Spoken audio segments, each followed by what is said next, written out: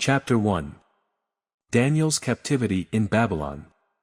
In the 3rd year of the reign of King Jehoiakim of Judah, King Nebuchadnezzar of Babylon came to Jerusalem and laid siege to it. The Lord handed King Jehoiakim of Judah over to him, along with some of the vessels from the house of God. Nebuchadnezzar carried them to the land of Babylon, to the house of his God, and put the vessels in the treasury of his God. The king ordered Ashpenaz, his chief eunuch, to bring some of the Israelites from the royal family and from the nobility, young men without any physical defect, good-looking, suitable for instruction in all wisdom, knowledgeable, perceptive, and capable of serving in the king's palace. He was to teach them the Chaldean language and literature. The king assigned them daily provisions from the royal food and from the wine that he drank.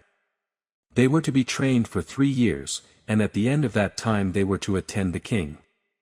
Among them, from the Judahites, were Daniel, Hananiah, Mishael, and Azariah. The chief eunuch gave them names. He gave the name Belteshazzar to Daniel, Shadrach to Hananiah, Meshach to Mishael, and Abednego to Azariah. Faithfulness in Babylon. Daniel determined that he would not defile himself with the king's food or with the wine he drank. So he asked permission from the chief eunuch not to defile himself. God had granted Daniel kindness and compassion from the chief eunuch, yet he said to Daniel, "I fear my lord the king, who assigned your food and drink. What if he sees your face as looking thinner than the other young men your age? You would endanger my life with the king." So Daniel said to the guard whom the chief eunuch had assigned to Daniel, Hananiah, Mishael, and Azariah, "Please test your servants for 10 days. Let us be given vegetables to eat and water to drink. Then examine our appearance and the appearance of the young men who are eating the king's food, and deal with your servants based on what you see." He agreed with them about this and tested them for 10 days. At the end of 10 days they looked better and healthier than all the young men who were eating the king's food. So the guard continued to remove their food and the wine they were to drink and gave them vegetables. Faithfulness rewarded. God gave these 4 young men knowledge and understanding in every kind of literature and wisdom. Daniel also understood visions and dreams of every kind. At the end of the time that the king had said to present them, the chief eunuch presented them to Nebuchadnezzar. The king interviewed them, and among all of them, no one was found equal to Daniel, Hananiah, Mishael, and Azariah. So they began to attend the king. In every matter of wisdom and understanding that the king consulted them about, he found them 10 times better than all the magicians and mediums in his entire kingdom. Daniel remained there until the 1st year of King Cyrus. Chapter 2. Nebuchadnezzar's Dream. In the 2nd year of his reign, Nebuchadnezzar had dreams that troubled him, and sleep deserted him. So the king gave orders to summon the magicians, mediums, sorcerers, and Chaldeans to tell the king his dreams. When they came and stood before the king, he said to them, "I have had a dream and am anxious to understand it." The Chaldeans spoke to the king. Aramaic begins here, "May the king live forever. Tell your servants the dream, and we will give the interpretation." The king replied to the Chaldeans, "My word is final. If you don't tell me the dream and its interpretation, you will be torn limb from limb, and your houses will be made a garbage dump. But if you make the dream and its interpretation known to me, you'll receive gifts, a reward, and great honor from me. So make the dream and its interpretation known to me." They answered a second time, "May the king tell the dream to his servants, and we will make known the interpretation." The king replied, "I know for certain you are trying to gain some time, because you see that my word is final. If you don't tell me the dream, there is one decree for you. You have conspired to tell me something false or fraudulent until the situation changes. So tell me the dream and I will know you can give me its interpretation." The Chaldeans answered the king, "No one on earth can make known what the king requests. Consequently, no king, however great and powerful, has ever asked anything like this of any magician, medium, or Chaldean. What the king is asking is so difficult that no one can make it known to him except the gods, whose dwelling is not with mortals." Because of this, the king became violently angry and gave orders to destroy all the wise men of Babylon. The decree was issued that the wise men were to be executed, and they searched for Daniel and his friends, to execute them. Then Daniel responded with tact and discretion to Arioch, the captain of the king's guard, who had gone out to execute the wise men of Babylon. He asked Arioch, the king's officer, "Why is the decree from the king so harsh?" Then Arioch explained the situation to Daniel. So Daniel went and asked the king to give him some time, so that he could give the king the interpretation. Then Daniel went to his house and told his friends Hananiah, Mishael, and Azariah about the matter, urging them to ask the God of the heavens for mercy concerning this mystery, so Daniel and his friends would not be destroyed with the rest of Babylon's wise men. The mystery was then revealed to Daniel in a vision at night, and Daniel praised the God of the heavens and declared, "May the name of God be praised forever and ever. For wisdom and power belong to him. He changes the times and seasons. He removes kings and establishes kings. He gives wisdom to the wise, and knowledge to those who have understanding. He reveals the deep and hidden things. He knows what is in the darkness, and light dwells with him. I offer thanks and praise to you, God of my ancestors, because you have given me wisdom and power. And now you have let me know what we asked of you, for you have let us know the king's mystery." Therefore Daniel went to Arioch, whom the king had assigned to destroy the wise men of Babylon. He came and said to him, "Don't destroy the wise men of Babylon. Bring me before the king, and I will give him the interpretation." Then Arioch quickly brought Daniel before the king and said to him, "I have found a man among the Judean exiles who can let the king know the interpretation." The king said in reply to Daniel, whose name was Belteshazzar, "Are you able to tell me the dream I had and its interpretation?" Daniel answered the king, "No wise man, medium, magician, or diviner is able to make known to the king the mystery he asked about. But there is a God in heaven who reveals mysteries, and he has let King Nebuchadnezzar know what will happen in the last days. Your dream and the visions that came into your mind as you lay in bed were these: Your Majesty, while you were in your bed, thoughts came to your mind about what will happen in the future. The revealer of mysteries has let you know what will happen.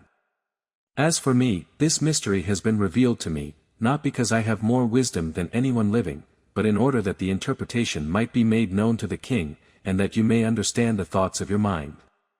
The dream's interpretation. Your Majesty, as you were watching, suddenly a colossal statue appeared. That statue, tall and dazzling, was standing in front of you, and its appearance was terrifying. The head of the statue was pure gold, its chest and arms were silver, its stomach and thighs were bronze, its legs were iron, and its feet were partly iron and partly fired clay. As you were watching, a stone broke off without a hand touching it, struck the statue on its feet of iron and fired clay, and crushed them. Then the iron, the fired clay, the bronze, the silver, and the gold were shattered and became like chaff from the summer threshing floors.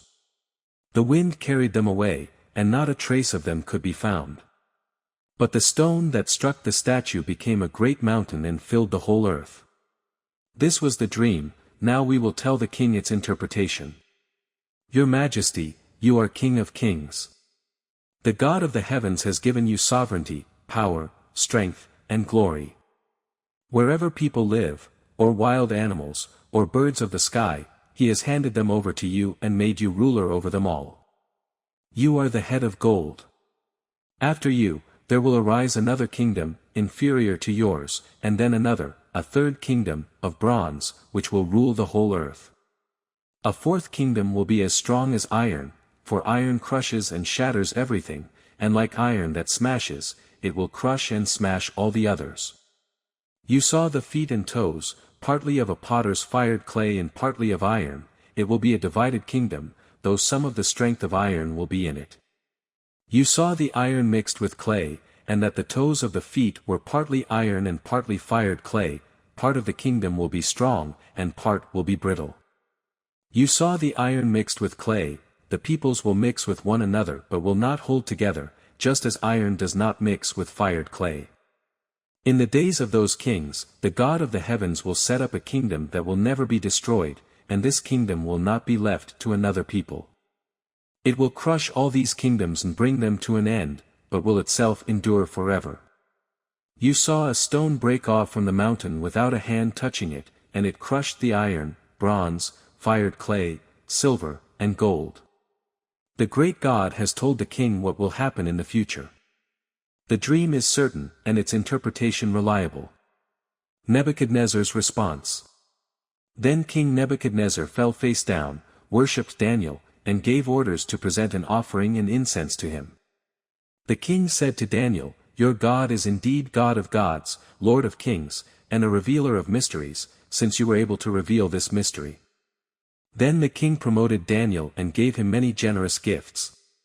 He made him ruler over the entire province of Babylon and chief governor over all the wise men of Babylon.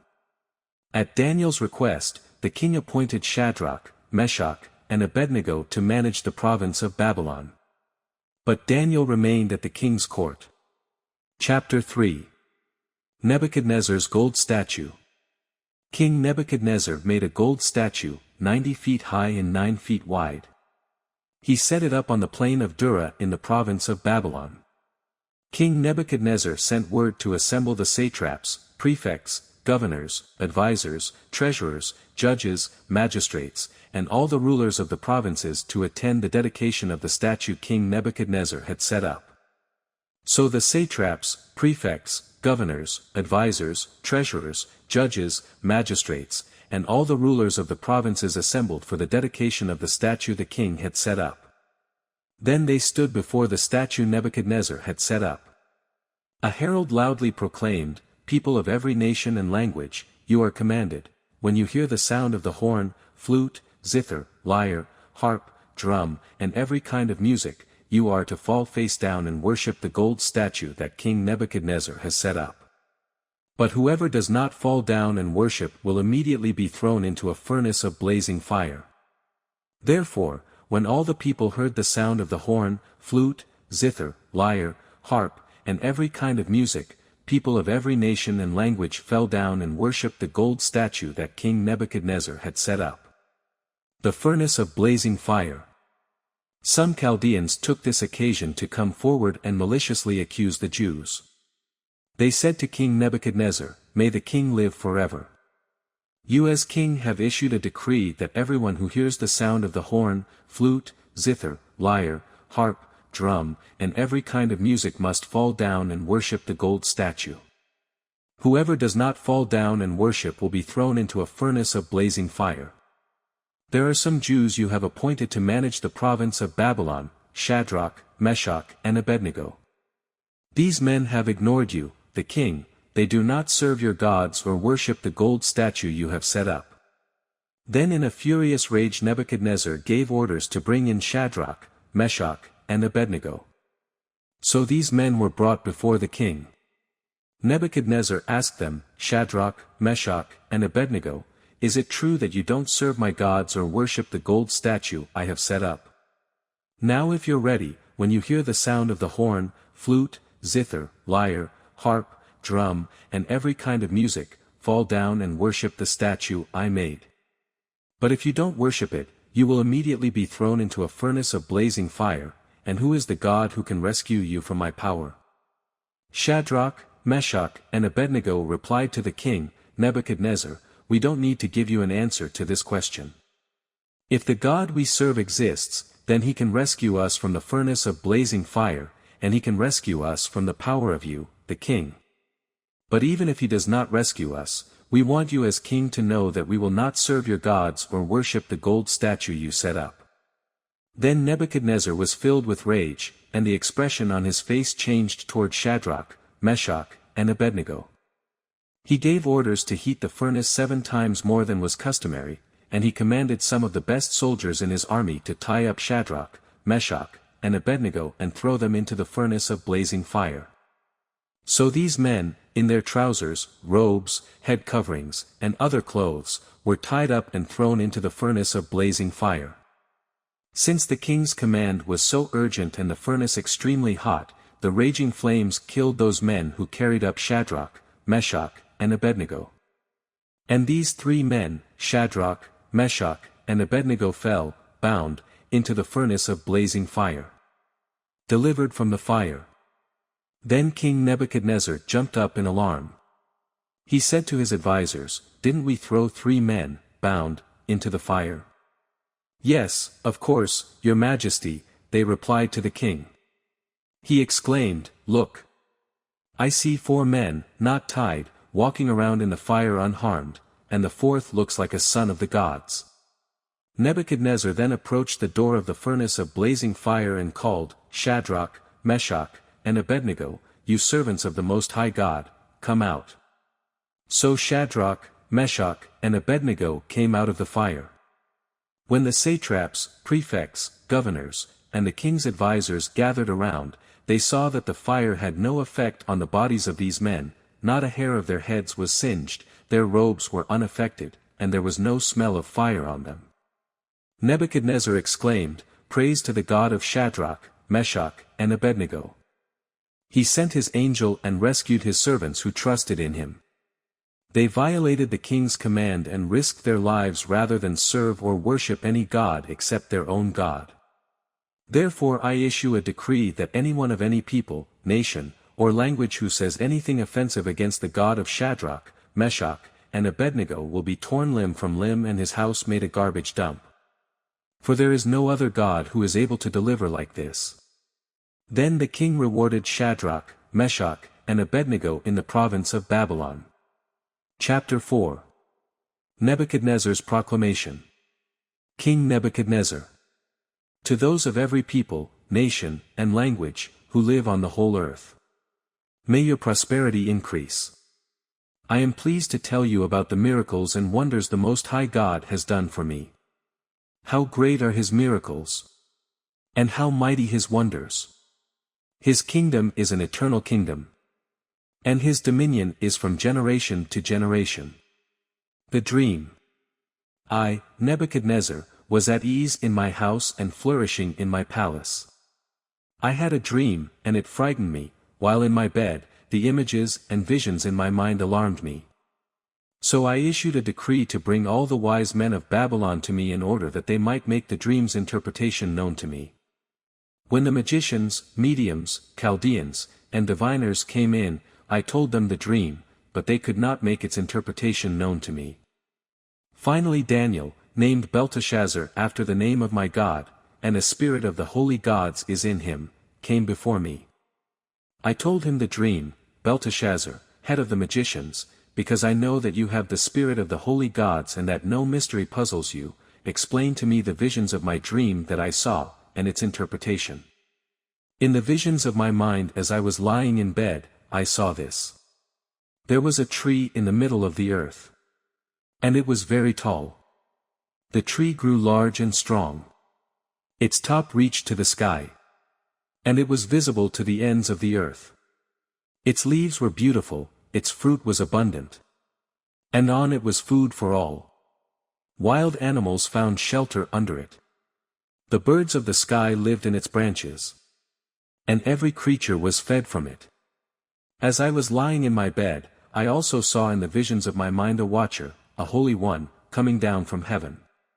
He called out loudly, "Cut down the tree and chop off its branches.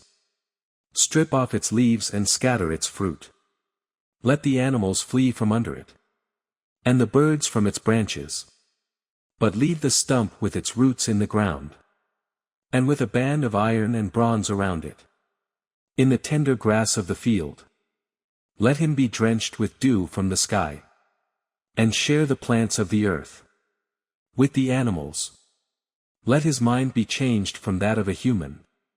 And let him be given the mind of an animal. For 7 periods of time. This word is by decree of the watchers. And the decision is by command from the holy ones. This is so that the living will know. That the Most High is ruler. Over human kingdoms. He gives them to anyone he wants. And sets the lowliest of people over them. This is the dream that I, King Nebuchadnezzar, had.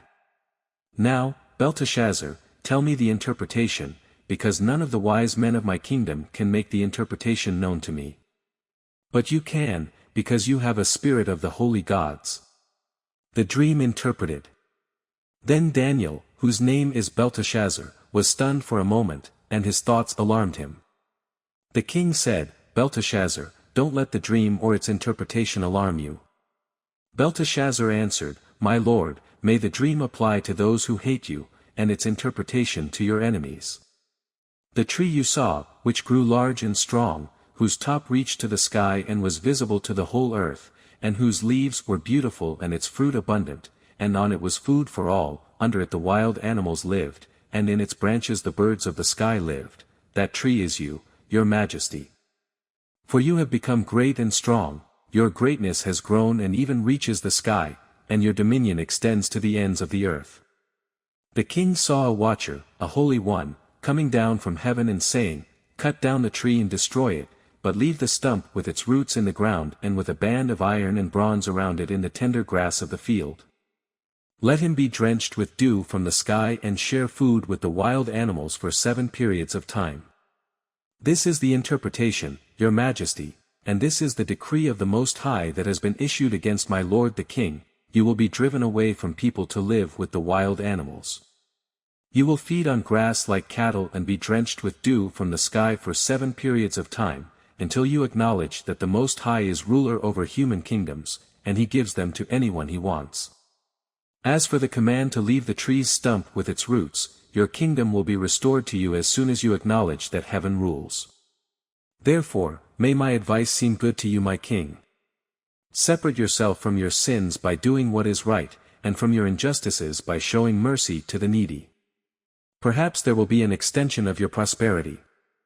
The sentence executed. All this happened to King Nebuchadnezzar. At the end of 12 months, as he was walking on the roof of the royal palace in Babylon, the king exclaimed, Is this not Babylon the Great that I have built to be a royal residence by my vast power and for my majestic glory? While the words were still in the king's mouth, a voice came from heaven, King Nebuchadnezzar, to you it is declared that the kingdom has departed from you. You will be driven away from people to live with the wild animals, and you will feed on grass like cattle for 7 periods of time, until you acknowledge that the Most High is ruler over human kingdoms, and he gives them to anyone he wants. At that moment the message against Nebuchadnezzar was fulfilled. He was driven away from people. He ate grass like cattle, and his body was drenched with dew from the sky, until his hair grew like eagle's feathers and his nails like birds' claws. Nebuchadnezzar's praise. But at the end of those days, I, Nebuchadnezzar, looked up to heaven, and my sanity returned to me. Then I praised the Most High and honored and glorified him who lives forever. For his dominion is an everlasting dominion. And his kingdom is from generation to generation. All the inhabitants of the earth are counted as nothing. And he does what he wants with the army of heaven. And the inhabitants of the earth. There is no one who can block his hand. Or say to him, What have you done? At that time my sanity returned to me, and my majesty and splendor returned to me for the glory of my kingdom. My advisers and my nobles sought me out, I was re-established over my kingdom, and even more greatness came to me. Now I, Nebuchadnezzar, praise, exalt, and glorify the King of the heavens, because all his works are true and his ways are just. He is able to humble those who walk in pride. Chapter 5. Belshazzar's Feast. King Belshazzar held a great feast for 1,000 of his nobles and drank wine in their presence. Under the influence of the wine, Belshazzar gave orders to bring in the gold and silver vessels that his predecessor Nebuchadnezzar had taken from the temple in Jerusalem, so that the king and his nobles, wives, and concubines could drink from them. So they brought in the gold vessels that had been taken from the temple, the house of God in Jerusalem, and the king and his nobles, wives, and concubines drank from them. They drank the wine and praised their gods made of gold and silver, bronze, iron, wood, and stone. The handwriting on the wall. At that moment the fingers of a man's hand appeared and began writing on the plaster of the king's palace wall next to the lampstand. As the king watched the hand that was writing, his face turned pale, and his thoughts so terrified him that he soiled himself and his knees knocked together. The king shouted to bring in the mediums, Chaldeans, and diviners. He said to these wise men of Babylon, "Whoever reads this inscription and gives me its interpretation will be clothed in purple, have a gold chain around his neck, and have the third highest position in the kingdom." So all the king's wise men came in, but none could read the inscription or make its interpretation known to him. Then King Belshazzar became even more terrified, his face turned pale, and his nobles were bewildered. Because of the outcry of the king and his nobles, the queen came to the banquet hall. "May the king live forever," she said. "Don't let your thoughts terrify you or your face be pale. There is a man in your kingdom who has a spirit of the holy gods in him. In the days of your predecessor he was found to have insight, intelligence, and wisdom like the wisdom of the gods. Your predecessor, King Nebuchadnezzar, appointed him chief of the magicians, mediums, Chaldeans, and diviners. Your own predecessor, the king, did this because Daniel, the one the king named Belteshazzar, was found to have an extraordinary spirit, knowledge and intelligence, and the ability to interpret dreams, explain riddles, and solve problems. Therefore, summon Daniel, and he will give the interpretation." Daniel before the king. Then Daniel was brought before the king. The king said to him, "Are you Daniel, one of the Judean exiles that my predecessor the king brought from Judah? I've heard that you have a spirit of the gods in you, and that insight, intelligence, and extraordinary wisdom are found in you. Now the wise men and mediums were brought before me to read this inscription and make its interpretation known to me, but they could not give its interpretation. However, I have heard about you that you can give interpretations and solve problems. Therefore, if you can read this inscription and give me its interpretation, you will be clothed in purple, have a gold chain around your neck, and have the third highest position in the kingdom." Then Daniel answered the king, "You may keep your gifts and give your rewards to someone else, however, I will read the inscription for the king and make the interpretation known to him. Your Majesty, the Most High God gave sovereignty, greatness, glory, and majesty to your predecessor Nebuchadnezzar. Because of the greatness he gave him, all peoples, nations, and languages were terrified and fearful of him. He killed anyone he wanted and kept alive anyone he wanted, he exalted anyone he wanted and humbled anyone he wanted. But when his heart was exalted and his spirit became arrogant, he was deposed from his royal throne and his glory was taken from him. He was driven away from people, his mind was like an animal's, he lived with the wild donkeys, he was fed grass like cattle, and his body was drenched with dew from the sky until he acknowledged that the Most High God is ruler over human kingdoms and sets anyone he wants over them. But you his successor, Belshazzar, have not humbled your heart, even though you knew all this. Instead, you have exalted yourself against the Lord of the heavens. The vessels from his house were brought to you, and as you and your nobles, wives, and concubines drank wine from them, you praised the gods made of silver and gold, bronze, iron, wood, and stone, which do not see or hear or understand. But you have not glorified the God who holds your life breath in his hand and who controls the whole course of your life. Therefore, he sent the hand, and this writing was inscribed. The inscription's interpretation. This is the writing that was inscribed, Mene, Mene, Tekel, and Parsin. This is the interpretation of the message. Mene means that God has numbered the days of your kingdom and brought it to an end. Tekel means that you have been weighed on the balance and found deficient. Perez means that your kingdom has been divided and given to the Medes and Persians. Then Belshazzar gave an order, and they clothed Daniel in purple, placed a gold chain around his neck, and issued a proclamation concerning him that he should be the third ruler in the kingdom. That very night Belshazzar the king of the Chaldeans was killed, and Darius the Mede received the kingdom at the age of 62. Chapter 6.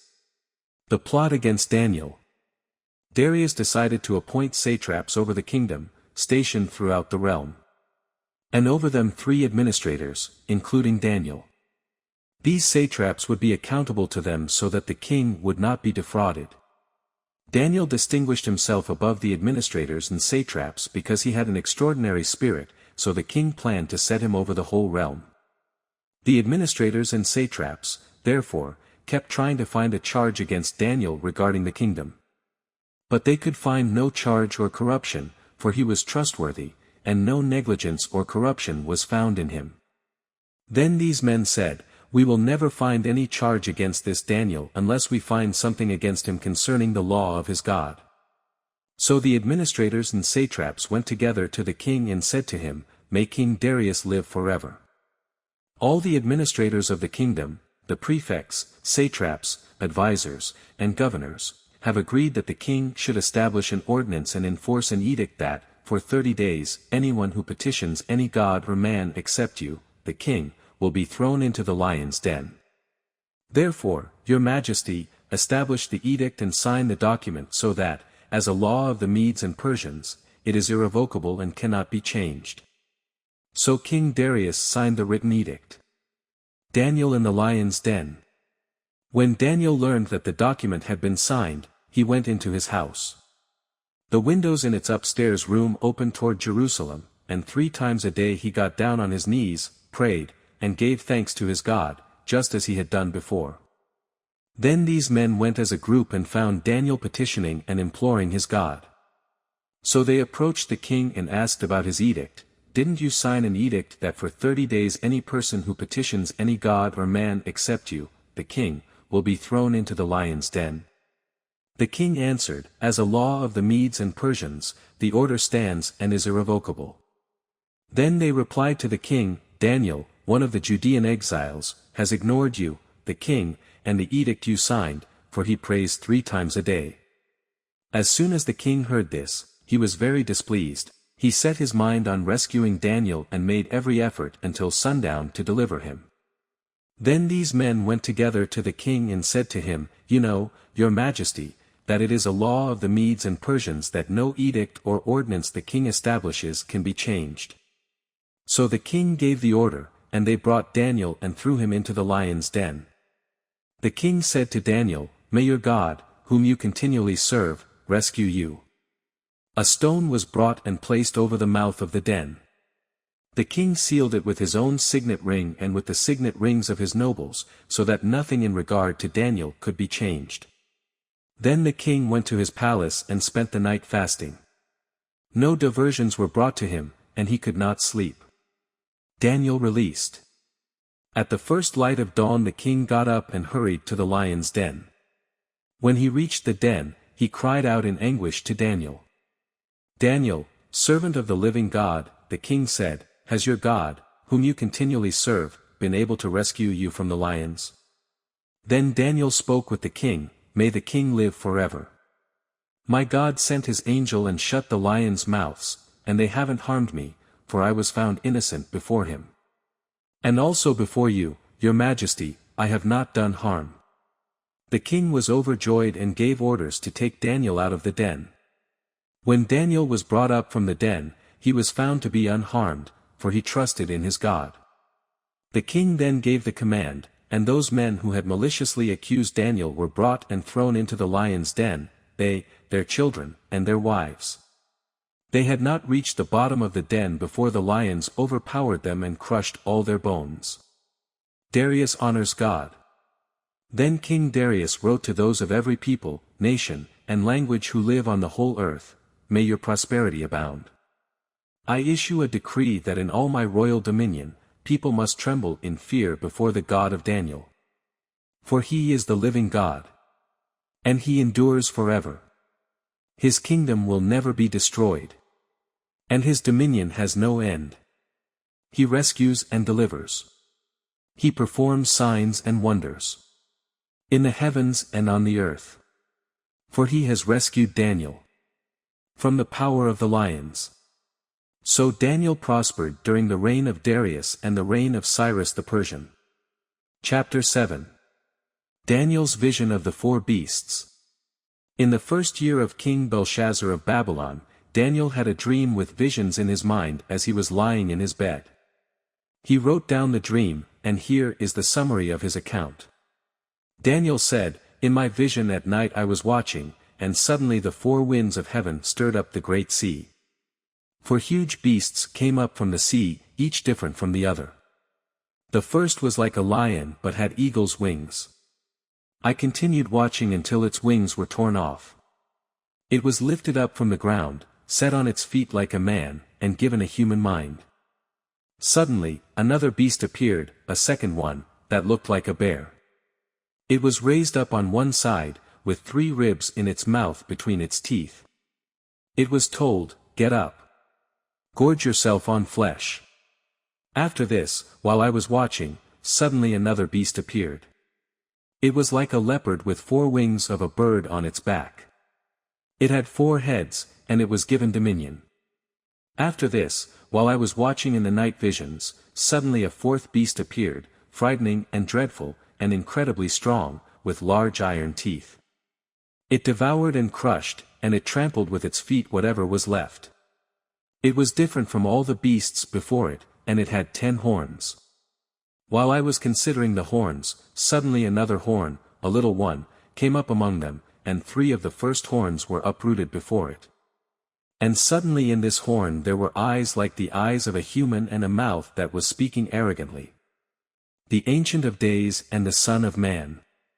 As I kept watching, thrones were set in place. And the Ancient of Days took his seat.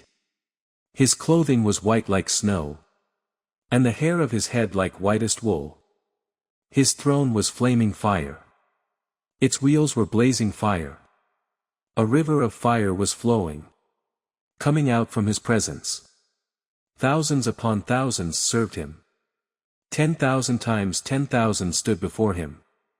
The court was convened, and the books were opened.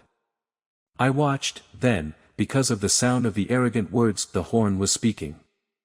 As I continued watching, the beast was killed and its body destroyed and given over to the burning fire. As for the rest of the beasts, their dominion was removed, but an extension of life was granted to them for a certain period of time. I continued watching in the night visions. And suddenly one like a son of man was coming with the clouds of heaven. He approached the Ancient of Days, and was escorted before him. He was given dominion, and glory and a kingdom, so that those of every people, nation, and language should serve him. His dominion is an everlasting dominion that will not pass away, and his kingdom is one that will not be destroyed. Interpretation of the vision. As for me, Daniel, my spirit was deeply distressed within me, and the visions in my mind terrified me. I approached one of those who were standing by and asked him to clarify all this.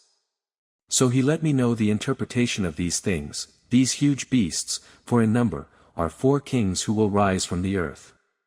But the holy ones of the Most High will receive the kingdom and possess it forever, yes, forever and ever. Then I wanted to be clear about the 4th beast, the one different from all the others, extremely terrifying, with iron teeth and bronze claws, devouring, crushing, and trampling with its feet whatever was left.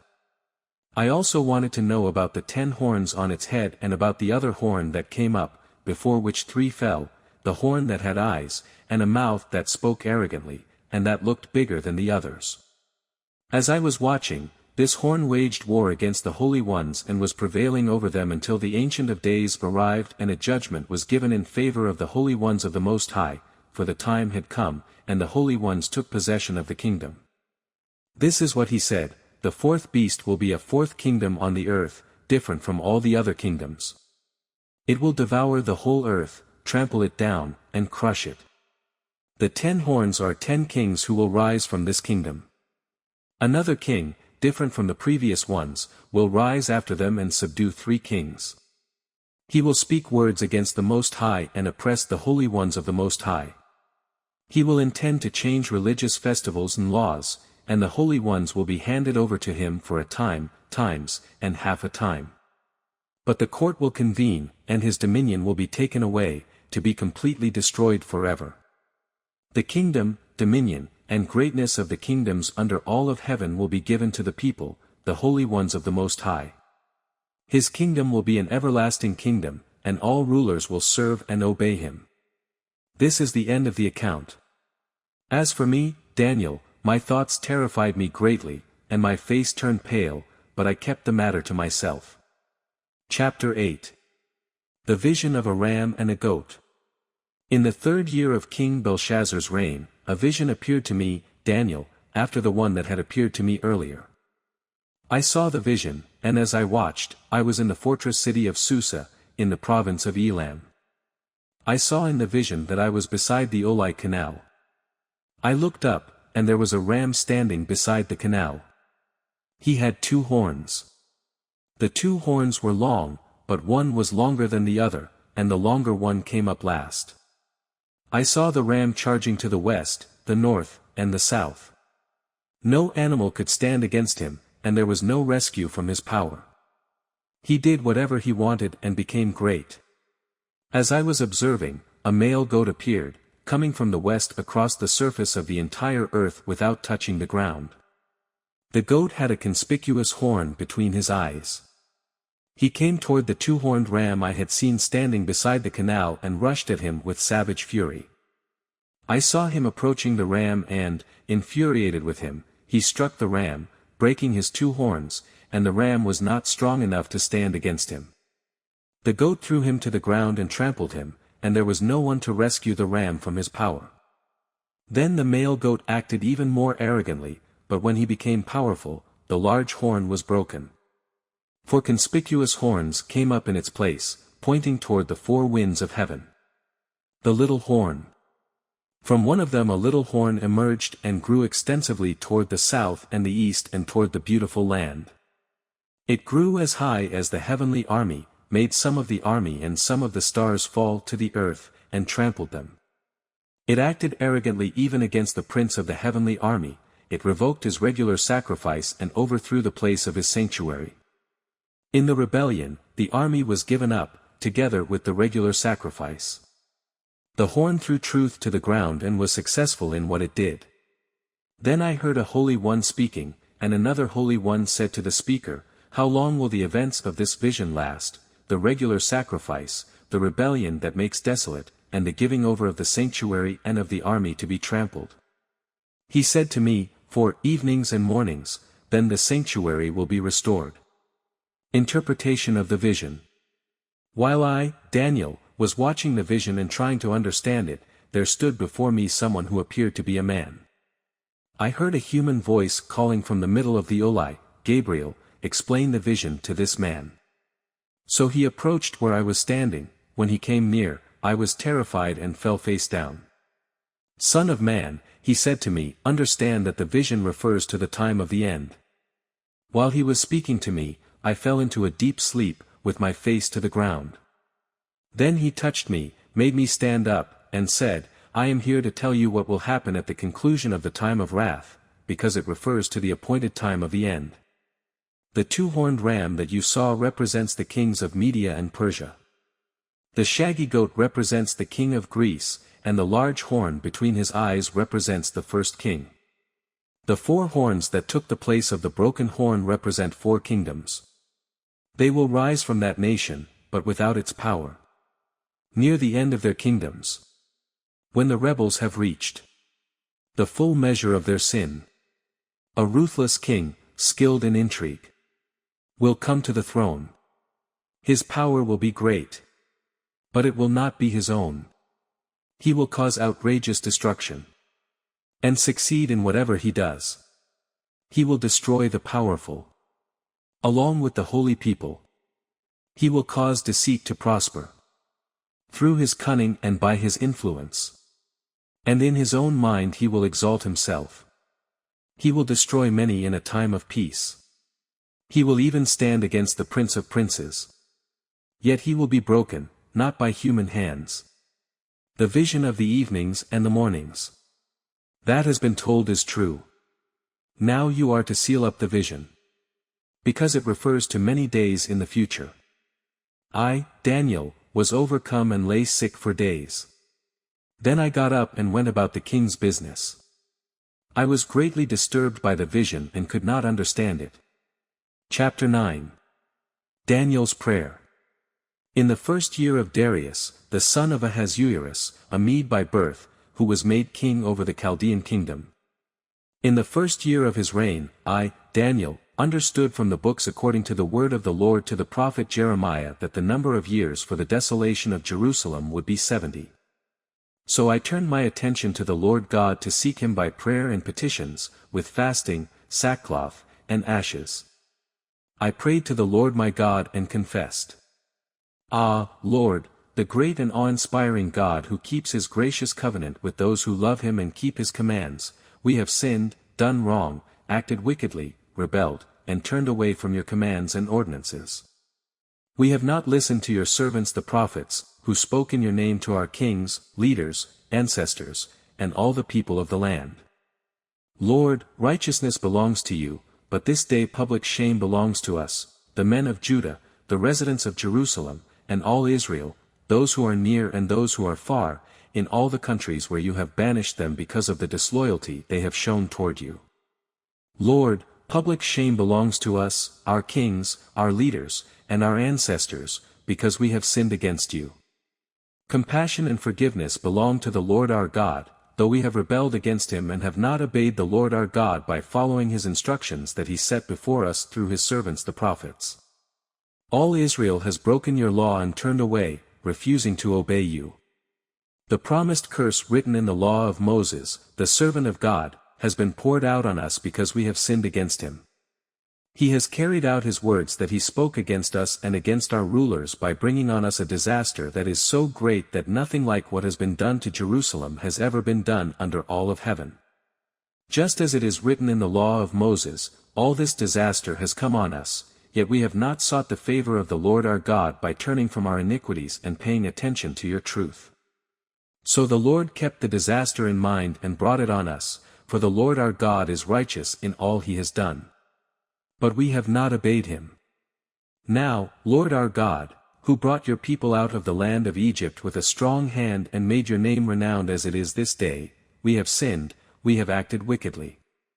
Lord, in keeping with all your righteous acts, may your anger and wrath turn away from your city Jerusalem, your holy mountain, for because of our sins and the iniquities of our ancestors, Jerusalem and your people have become an object of ridicule to all those around us. Therefore, our God, hear the prayer and the petitions of your servant. Make your face shine on your desolate sanctuary for the Lord's sake. Listen closely, my God, and hear. Open your eyes and see our desolations and the city that bears your name. For we are not presenting our petitions before you based on our righteous acts, but based on your abundant compassion. Lord, hear. Lord, forgive. Lord, listen and act. My God, for your own sake, do not delay, because your city and your people bear your name. The 70 weeks of years. While I was speaking, praying, confessing my sin and the sin of my people Israel, and presenting my petition before the Lord my God concerning the holy mountain of my God, while I was praying, Gabriel, the man I had seen in the first vision, reached me in my extreme weariness, about the time of the evening offering. He gave me this explanation, Daniel, I've come now to give you understanding. At the beginning of your petitions an answer went out, and I have come to give it, for you are treasured by God. So consider the message and understand the vision. 70 weeks are decreed. About your people and your holy city. To bring the rebellion to an end. To put a stop to sin. To atone for iniquity. To bring in everlasting righteousness. To seal up vision and prophecy. And to anoint the most holy place. Know and understand this. From the issuing of the decree. To restore and rebuild Jerusalem. Until an anointed one, the ruler. Will be 7 weeks and 62 weeks. It will be rebuilt with a plaza and a moat. But in difficult times. After those 62 weeks. The anointed one will be cut off. And will have nothing. The people of the coming ruler. Will destroy the city and the sanctuary. The end will come with a flood. And until the end there will be war. Desolations are decreed. He will make a firm covenant. With many for 1 week. But in the middle of the week. He will put a stop to sacrifice and offering. And the abomination of desolation. will be on a wing of the temple, until the decreed destruction is poured out on the desolator. Chapter 10. Vision of a Glorious One. In the 3rd year of King Cyrus of Persia, a message was revealed to Daniel, who was named Belteshazzar. The message was true and was about a great conflict. He understood the message and had understanding of the vision. In those days I, Daniel, was mourning for 3 full weeks. I didn't eat any rich food, no meat or wine entered my mouth, and I didn't put any oil on my body until the 3 weeks were over. On the 24th day of the 1st month, as I was standing on the bank of the great river, the Tigris, I looked up, and there was a man dressed in linen, with a belt of gold from Uphaz around his waist. His body was like beryl, his face like the brilliance of lightning, his eyes like flaming torches, his arms and feet like the gleam of polished bronze, and the sound of his words like the sound of a multitude. Only I, Daniel, saw the vision. The men who were with me did not see it, but a great terror fell on them, and they ran and hid. I was left alone, looking at this great vision. No strength was left in me, my face grew deathly pale, and I was powerless. I heard the words he said, and when I heard them I fell into a deep sleep, with my face to the ground. Angelic conflict. Suddenly, a hand touched me and set me shaking on my hands and knees. He said to me, Daniel, you are a man treasured by God. Understand the words that I'm saying to you. Stand on your feet, for I have now been sent to you. After he said this to me, I stood trembling. Don't be afraid, Daniel, he said to me, for from the first day that you purposed to understand and to humble yourself before your God, your prayers were heard. I have come because of your prayers. But the prince of the kingdom of Persia opposed me for 21 days. Then Michael, one of the chief princes, came to help me after I had been left there with the kings of Persia. Now I have come to help you understand what will happen to your people in the last days, for the vision refers to those days. While he was saying these words to me, I turned my face toward the ground and was speechless. Suddenly one with human likeness touched my lips. I opened my mouth and said to the one standing in front of me, My Lord, because of the vision, anguish overwhelms me and I am powerless. How can someone like me, your servant, speak with someone like you, my Lord? Now I have no strength, and there is no breath in me. Then the one with a human appearance touched me again and strengthened me.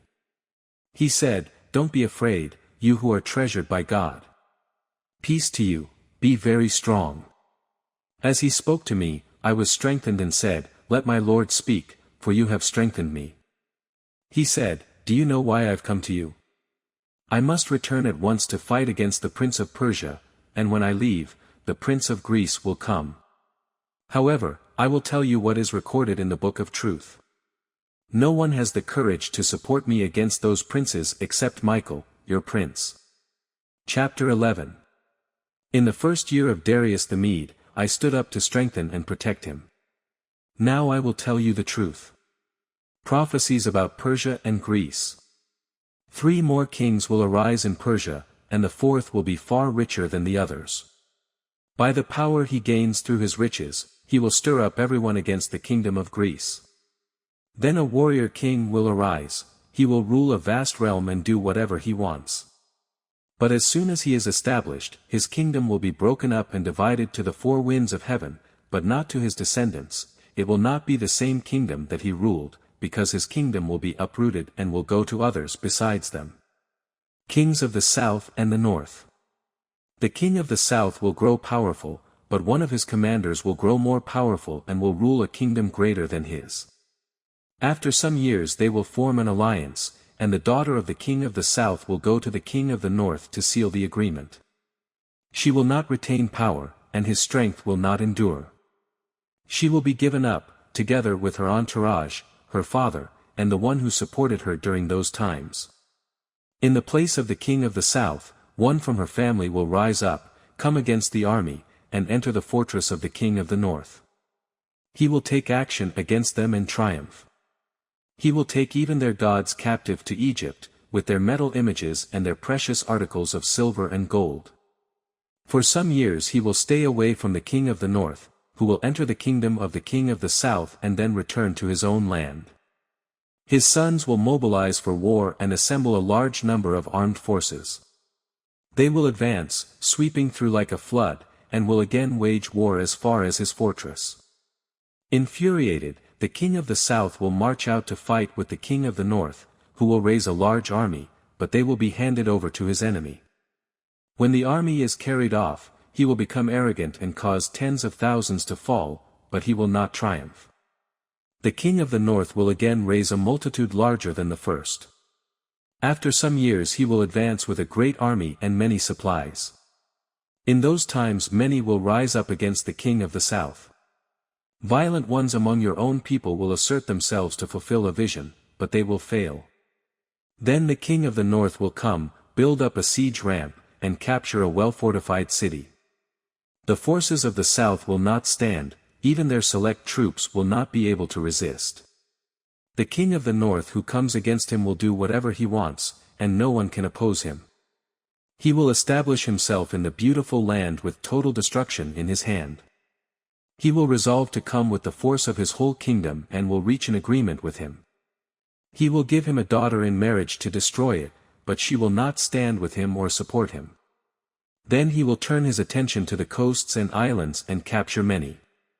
But a commander will put an end to his taunting. Instead, he will turn his taunts against him. He will turn his attention back to the fortresses of his own land, but he will stumble, fall, and be no more. In his place one will arise who will send out a tax collector for the glory of the kingdom, but within a few days he will be broken, though not in anger or in battle. In his place a despised person will arise, royal honors will not be given to him, but he will come during a time of peace and seize the kingdom by intrigue. A flood of forces will be swept away before him, they will be broken, as well as the covenant prince. After an alliance is made with him, he will act deceitfully. He will rise to power with a small nation. During a time of peace, he will come into the richest parts of the province and do what his fathers and predecessors never did. He will lavish plunder, loot, and wealth on his followers, and he will make plans against fortified cities, but only for a time. With a large army he will stir up his power and his courage against the king of the south. The king of the south will prepare for battle with an extremely large and powerful army, but he will not succeed, because plots will be made against him. Those who eat his provisions will destroy him, his army will be swept away, and many will fall slain. The two kings, whose hearts are bent on evil, will speak lies at the same table but to no avail, for still the end will come at the appointed time. The king of the north will return to his land with great wealth, but his heart will be set against the holy covenant. He will take action, then return to his own land. At the appointed time he will come again to the south, but this time will not be like the first. Ships of Kittim will come against him, and being intimidated, he will withdraw. Then he will rage against the holy covenant and take action. On his return, he will favor those who abandon the holy covenant. His forces will rise up and desecrate the temple fortress. They will abolish the regular sacrifice and set up the abomination of desolation. With flattery he will corrupt those who act wickedly toward the covenant, but the people who know their God will be strong and take action. Those who have insight among the people will give understanding to many, yet they will fall by the sword and flame, and they will be captured and plundered for a time. When they fall, they will be helped by some, but many others will join them insincerely. Some of those who have insight will fall so that they may be refined, purified, and cleansed until the time of the end, for it will still come at the appointed time. Then the king will do whatever he wants. He will exalt and magnify himself above every god, and he will say outrageous things against the God of gods. He will be successful until the time of wrath is completed, because what has been decreed will be accomplished. He will not show regard for the gods of his ancestors, the God desired by women, or for any other god, because he will magnify himself above all. Instead, he will honor a god of fortresses, a god his ancestors did not know, with gold, silver, precious stones, and riches. He will deal with the strongest fortresses with the help of a foreign god. He will greatly honor those who acknowledge him, making them rulers over many and distributing land as a reward. At the time of the end, the king of the south will engage him in battle, but the king of the north will storm against him with chariots, horsemen, and many ships. He will invade countries and sweep through them like a flood. He will also invade the beautiful land, and many will fall. But these will escape from his power, Edom, Moab, and the prominent people of the Ammonites. He will extend his power against the countries, and not even the land of Egypt will escape. He will get control over the hidden treasures of gold and silver and over all the riches of Egypt. The Libyans and Cushites will also be in submission. But reports from the east and the north will terrify him, and he will go out with great fury to annihilate and completely destroy many. He will pitch his royal tents between the sea and the beautiful holy mountain, but he will meet his end with no one to help him. Chapter 12. At that time, Michael, the great prince, who stands watch over your people, will rise up. There will be a time of distress, such as never has occurred since nations came into being until that time. But at that time all your people, who are found written in the book, will escape. Many who sleep in the dust of the earth will awake, some to eternal life, and some to disgrace and eternal contempt. Those who have insight will shine like the bright expanse of the heavens, and those who lead many to righteousness, like the stars forever and ever. But you, Daniel, keep these words secret and seal the book until the time of the end. Many will roam about, and knowledge will increase. Then I, Daniel, looked, and two others were standing there, one on this bank of the river and one on the other. One of them said to the man dressed in linen, who was above the water of the river, "How long until the end of these wondrous things?" Then I heard the man dressed in linen, who was above the water of the river. He raised both his hands toward heaven and swore by him who lives eternally that it would be for a time, times, and half a time. When the power of the holy people is shattered, all these things will be completed. I heard but did not understand. So I asked, "My Lord, what will be the outcome of these things?" He said, "Go on your way, Daniel, for the words are secret and sealed until the time of the end. Many will be purified, cleansed, and refined, but the wicked will act wickedly. None of the wicked will understand, but those who have insight will understand. From the time the daily sacrifice is abolished and the abomination of desolation is set up, there will be days. Happy is the one who waits for and reaches days.